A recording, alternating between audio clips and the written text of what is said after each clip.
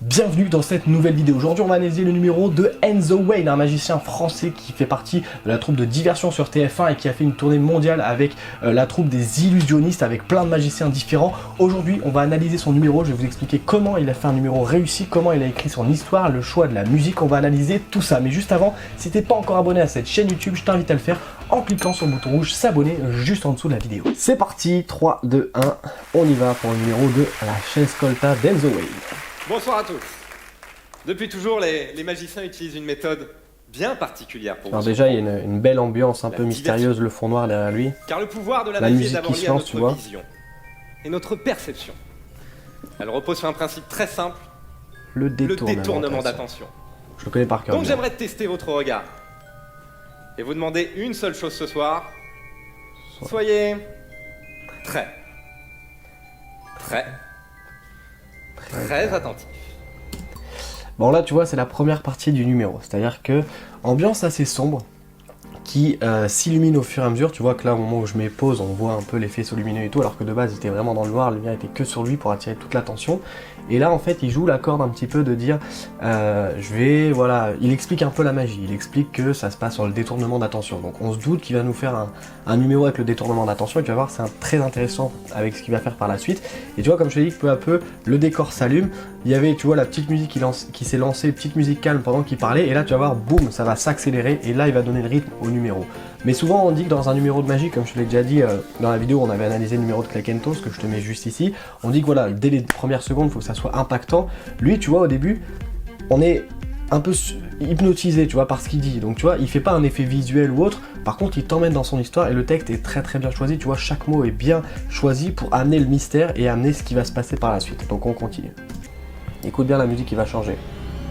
L'apparition de la chaise. Ce que vous allez voir dans quelques instants est un exercice de concentration. Pour vous aider, tu vois, je mets une dernière pause après, je vais te laisser un petit peu regarder le numéro pour éviter de commenter tout le temps et je ferai mon petit débrief après, mais tu vois, cette ambiance qui a commencé à monter là, hop, apparition de la chaise, non pas de manière magique, mais par les lumières qui l'illuminent de pleine face, et hop, la musique épique qui arrive. Et là, lui va commencer son discours, et là, les choses sérieuses vont commencer. Petite pause sur la vidéo, en effet, comme je peux pas te diffuser entièrement le numéro de Enzo Wayne pour des raisons de droit d'auteur, je t'invite vraiment à aller voir son numéro complet, donc qui dure 3 minutes, dans la description, et à revenir juste après sur la vidéo. Donc là, je vais être obligé de te couper quelques passages, mais je vais te montrer quand même l'effet principal de la vidéo, c'est-à-dire l'effet qu'il va faire avec la chaise.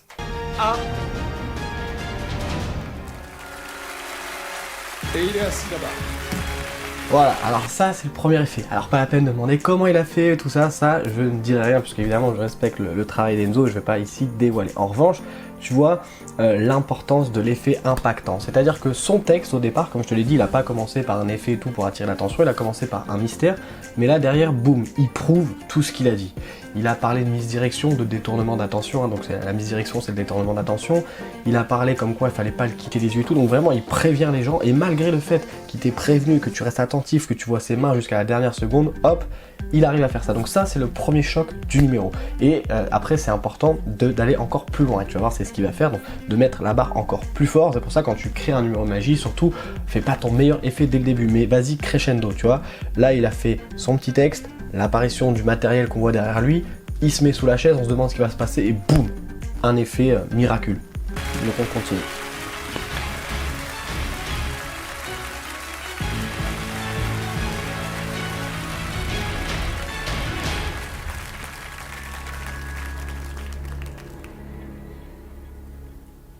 des questions?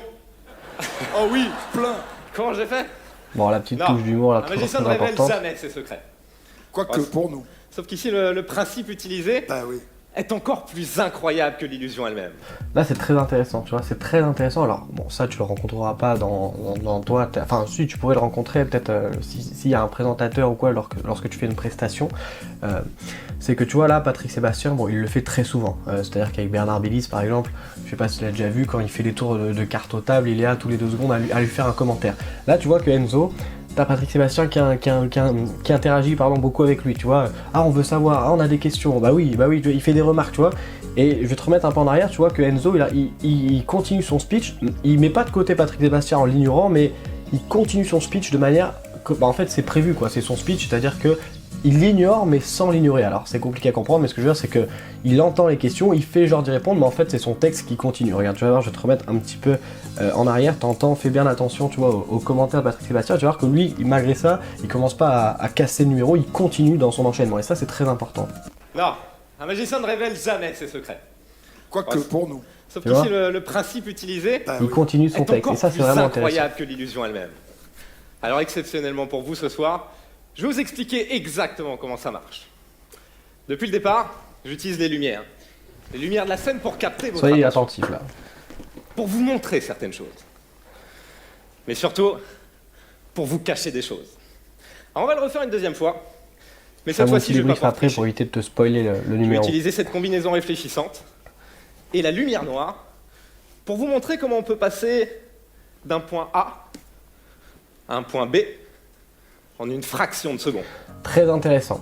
Là, il reprend un peu le même schéma qu'au début, c'est-à-dire qu'il a fait sa petite blague de est-ce que vous avez des questions, et derrière, il fait entre guillemets semblant d'expliquer. Alors, les explications qu'il donne sont véridiques, c'est-à-dire que c'est ça qui est fort dans ce numéro, c'est que tu vois, c'est comme un peu quand, je ne sais plus exactement l'expression, enfin le mot qu'on utilise pour dire ça, mais quand on dit, voilà, quand on veut mentir ou quand on veut cacher un secret, souvent il faut tirer un peu de la... C'est comme un cerf-volant, on tire un peu de mou de la vérité, c'est-à-dire qu'on dit un peu la vérité, mais de l'autre côté, je crois que c'est dans la case des papels quand le professeur il donne les explications et il dit ouais, si vous ferez interroger, bref, on va pas se perdre dans la case des papels. Avec votre main droite, vous lâchez un peu de lest à ce fil de la vérité. Quand le cerf-volant s'envole, quand ils se disent que vous dites la vérité, quand ils sont sûrs d'eux, quand ils sont persuadés de pouvoir obtenir ce qu'ils veulent de vous, vous tirerez le fil de votre main gauche. Vous arrêtez le cerf-volant. Mais c'est exactement ça, c'est-à-dire que là, il tire un peu de vérité pour que les gens se disent ah ouais, il fait comme ça. Et derrière, il va pouvoir tirer entre guillemets du mensonge pour garder son secret. Je t'en dis pas plus, mais ce qui est très intéressant, encore une fois, là, c'est l'ambiance qu'il a mise, tu vois.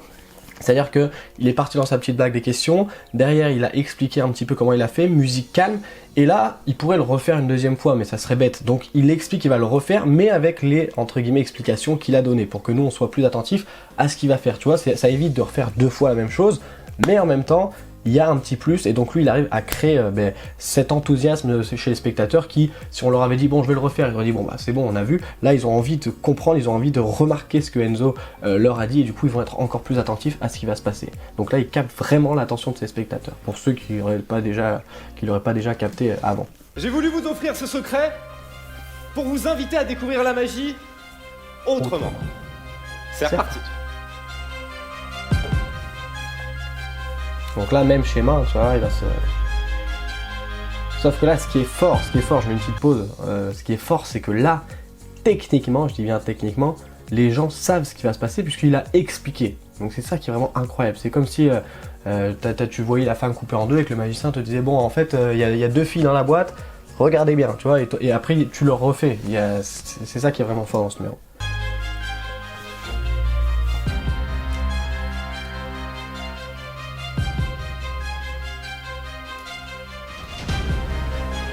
Ce que vous ne saviez pas tout à l'heure, c'est qu'il y a une trappe dans le dossier de la chèvre qui me permet de sortir par l'arrière. Ah, là, il lâche un peu de vérité, ça c'est véridique. Je dévoile rien en disant ça, hein, c'est lui qui le dévoile. Tout ça dans le noir, croyez-moi, c'est pas aussi simple. Préparez-vous. 3, 2, 1. Regardez bien.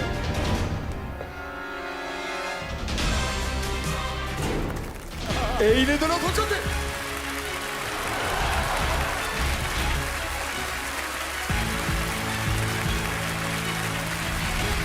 Et voilà. Et voilà.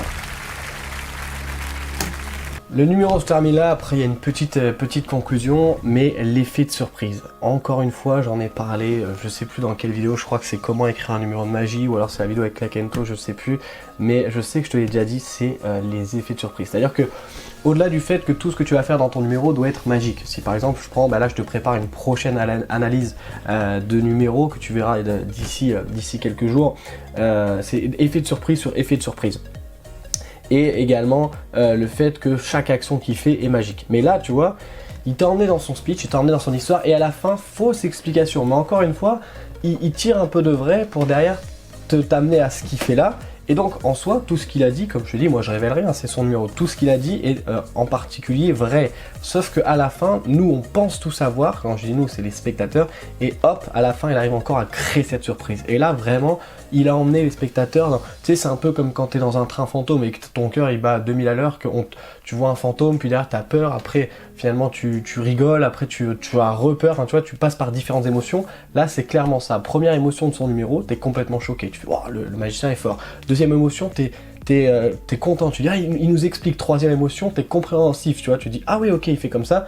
Quatrième émotion, t'es apte à comprendre le numéro, et cinquième émotion, boum, t'es rechoqué parce qu'en fait tu te rends compte que le magicien a encore réussi à prendre le dessus. Voilà, donc pour faire un petit résumé bref et rapide, déjà la première chose qu'on a vu notamment avec les remarques de Patrick Sébastien, c'est que quel que soit l'environnement dans lequel tu vas travailler, quel que soit l'environnement où tu vas faire ta prestation, reste vraiment focus à ton speech, à ton histoire, et si t'as vraiment un spectateur ou autre qui crée un petit malaise, ou si t'as un spectateur qui est un peu relou, tu vois, qui pose des questions, ou c'est le présentateur, tu vois, qui arrête pas de commenter ou autre, prépare-toi à ce genre de situation. C'est mieux de toujours se préparer entre guillemets au pire, comme ça si le pire arrive, ben, tu y es préparé. Tu vois, si par exemple tu t'entraînes à ton spectacle, ben, t'imagines que le gars il fait tomber ton matériel, ou t'imagines que comme ça, si ça arrive, t'es prêt. Dans la plupart des cas, dans 95% des cas, ça n'arrivera pas. Mais s'il y a les 5% et que ça arrive, et ben, tu sauras comment gérer la situation. La deuxième chose à retenir, c'est encore une fois l'effet de surprise. Ça, je pense que je vais te le répéter à chaque analyse de numéro, mais tu verras que c'est l'élément qu'on retrouve à chaque fois. Pourquoi? Parce que un bon magicien va toujours réussir à surprendre, et c'est d'ailleurs le but d'un numéro de magie, c'est de surprendre ses spectateurs. Je te donne un exemple très bref, je reprends l'exemple de la femme coupée en deux. Si un magicien aujourd'hui te fait la femme coupée en deux, bon, tu vas être content, tu vas dire waouh, c'est joli. Mais tu vas dire, bon bah je l'ai vu 450 fois. Si le gars te fait la femme coupée en deux, qu'à la fin, au moment où il sort la fille de la boîte, c'en est une autre qui sort et que l'autre elle réapparaît au fond, tu vas faire... Et tu vois, tu vas avoir cette sensation que... Mon jeu d'acteur n'est pas faux, mais tu vas avoir cette sensation de... Ah oui, parce que tu t'attendais à ce que la fille sorte et te dire, ok, j'ai vu la boîte, j'ai vu la fille coupée en deux, et en fait elle réapparaît là-bas. Et là, ça te remet plein de questions en tête, et c'est vraiment le but d'un numéro de magie, parce que le but, bah, c'est qu'après les spectateurs, ils y repensent, que le soir ils y repensent, que avant de dormir ils y repensent, ils disent merde, comment elle a fait, que le lendemain, et que dans une semaine, 2 semaines, ils disent hey, mais j'ai vu un magicien qui a fait ça, et c'est complètement incroyable. Et en plus, tu verras quelque chose que tu remarqueras en faisant de la magie, c'est que souvent le spectateur, après, il a tendance à grossir ce qu'il a vu. C'est-à-dire que moi, il m'est arrivé plein de fois de faire des tours de magie, par exemple avec des pièces où ça disparaissait, tout ça. Et je faisais disparaître la pièce, et après je la faisais réapparaître sur l'épaule ou autre du spectateur, donc des manipulations assez classiques. Et après le spectateur, je l'ai entendu raconter à d'autres gens et tout, et il disait oui, il a fait disparaître la pièce, elle est réapparue dans ma poche, tout ça. En fait, le spectateur après il oublie un peu entre guillemets ce qui s'est passé, par contre il se souvient qu'il a été choqué, et donc souvent il grossit un peu l'histoire. Ça c'est tant mieux pour toi, hein, ça te fait passer pour un magicien encore plus incroyable. Alors attention, après, petite parenthèse avec ceci, c'est que si par exemple t'es en prestation, en mariage ou en anniversaire ou autre, et que le spectateur va dire à son groupe d'amis, hey, regardez, il a fait voler ma carte qui réatterrit dans ma chaussure, alors que en soi elle avait réatterri dans sa poche. Après vous allez avoir l'autre groupe d'amis qui va dire hey, moi aussi je veux voir le tour de magie de la carte. Donc voilà, c'est une petite parenthèse, mais encore une fois c'est vraiment l'effet de surprise, surprendre les gens, et pas juste faire un numéro classique. Tu vois, c'est pareil quand on voit les magiciens qui arrivent sur scène avec une musique épique et ils transpercent une fille dans une boîte, ils la ressortent. Bon bah voilà, c'était bien dans les années 1980, mais là il faut trouver quelque chose, il faut trouver une histoire, tu vois, ne serait-ce que par exemple le fait que, moi je sais pas, tu vois, là comme ça j'ai pas d'idée, j'ai pas d'écrit de numéro sur ça, mais la première idée qui me vient c'est par exemple, ben, je sais pas, tu aurais l'assistante qui arrive, elle passe entre les spectateurs, et puis je sais pas, elle s'assoit sur les genoux d'un spectateur ou autre, elle commence un peu comme si elle voulait le draguer entre guillemets, le magicien arrive sur scène, il voit ça, c'est censé être sa copine, et là hop, ça part un petit peu en entre guillemets combat, un peu explication, et là il y a une justification pour le fait qu'il la mette dans une boîte et qu'il la transperce. Alors le fait de parler à quelqu'un d'autre ça justifie pas, mais tu comprends où je veux en venir, c'est-à-dire que il y a une justification, c'est pas j'arrive, je te transperce avec des boîtes. Là il est pas arrivé sur scène, il a pas dit allez je me mets sous le drap, hop je réapparais là, attendez je le refais, hop je réapparais là-bas. Ça aurait été complètement pourri, tu vois. Donc là vraiment il a bien amené l'effet de surprise, et il a bien amené également la cohérence de son numéro. La troisième chose à retenir, comme je te l'ai dit, bah je viens de le dire, c'est la cohérence, c'est-à-dire que au début, lui, tu vois, il sort un petit peu du schéma classique de boum, un effet impactant, par exemple l'apparition ou autre. Lui, il met directement une ambiance mystérieuse, donc t'as envie de l'écouter. Derrière, il prouve un peu tout ce qu'il a dit avec son premier effet percutant, et derrière, il continue en faisant semblant d'expliquer. Donc vraiment, là, tu vois, il a une construction cohérente, c'est-à-dire que il y a un début, un milieu où il fait semblant de t'expliquer, et une fin où tu penses avoir tout compris, et qu'en fait, hop, ben, tu reviens au point de départ. Donc c'est ce que je te parlais tout à l'heure, le moment où le spectateur pense avoir compris, il se dit ah ok, et d'un coup en fait tu réapparais de l'autre côté, et là il fait, et là ça repose plein de questions dans sa tête, et ça le fait vraiment revenir à la situation de départ de comment a-t-il fait. Et la quatrième chose à retenir, eh bien c'est tout simplement le choix de la musique et le texte. Tu vois que son texte est très percutant, tu vois, moi c'est un numéro, je te l'ai dit, il y a une époque je le connaissais par cœur, le texte tellement, tu vois, tu utilises des mots, les mots vont avec la musique, c'est-à-dire que tu dis j'ai voulu t'offrir ce secret parce que, tu vois, c'est impactant, ça te touche, tu dis ouais ok, ça...